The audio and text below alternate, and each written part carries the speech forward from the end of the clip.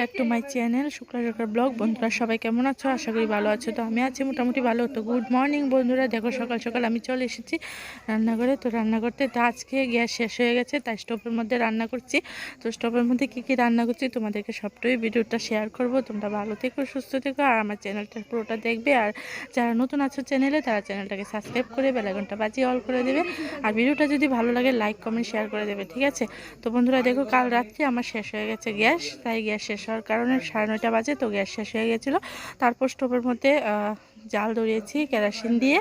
তো জাল ধরার পর দেখছি যে স্টোভটা জ্বলছে না। তো তারপর হাজব্যান্ড এসেছে উদয়পুর থেকে ডিউটি করে আসার পর, তারপর ও আমাকে ঠিক করে দিয়েছে। তারপর আমি স্টোভের মধ্যে রান্না করেছি। তো সকালবেলা আবার ঘুম থেকে উঠে স্টোভেই রান্না করছি, কারণ গ্যাসটা আসতে একটু দেরি হবে তাই।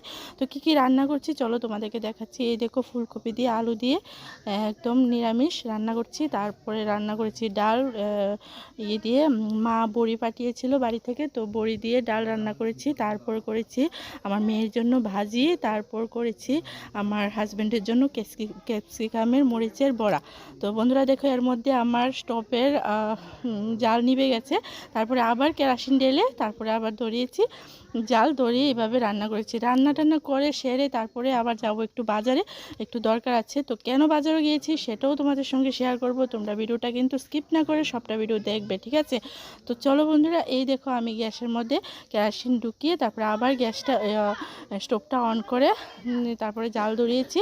জাল ধরানোর পরে রান্নাবান্না সেরে মেয়েকে স্নান টান করিয়ে ঘুম পাড়িয়েছি। তারপরে ঘুম পাড়ানোর তারপর দেখো আমার রান্নাবাড়ি কিন্তু মোটামুটি শেষ হয়ে গেছে। তো মোটামুটি শেষ হওয়ার পর তো আবার তোমাদেরকে আসছি।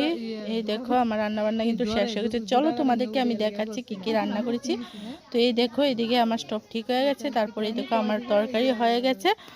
তারপরে দেখো আমার তরকারি হয়ে গেছে, ডাল করেছি। তো বাকিটা তোমাদেরকে দেখাতে পারি। এর মধ্যে দেখো আমার মেয়ে এসে চিপস কেটে দিতে, তো ওটা ছিঁড়ে তারপর আমি একটু খেলাম, ওকে একটু খাওয়ালাম।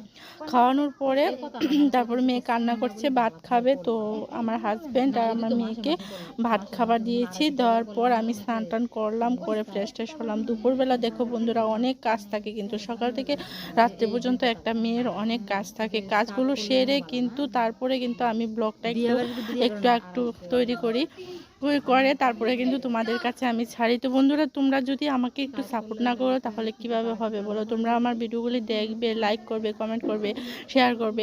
যারা যারা কমেন্ট করেছো তাদেরকে অসংখ্য ধন্যবাদ। বন্ধুরা যেখান থেকে কমেন্ট করেছো তোমরা কিন্তু আমাকে নামটা বলে দেবে।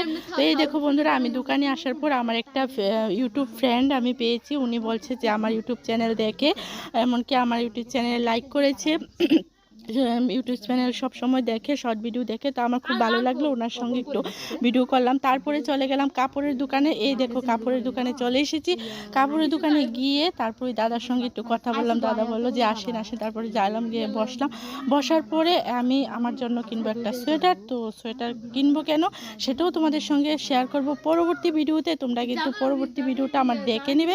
এই দেখো আমি দোকানে এসে বসে গেলাম। তারপরে দেখো আমার কাজটা সেরে দেখো এই সোয়েটারটা আমি চয়েস করেছি। তো এটা নেব, এটা আমার খুবই ভালো লেগেছে, খুবই পছন্দ হয়েছে সোয়েটারটা।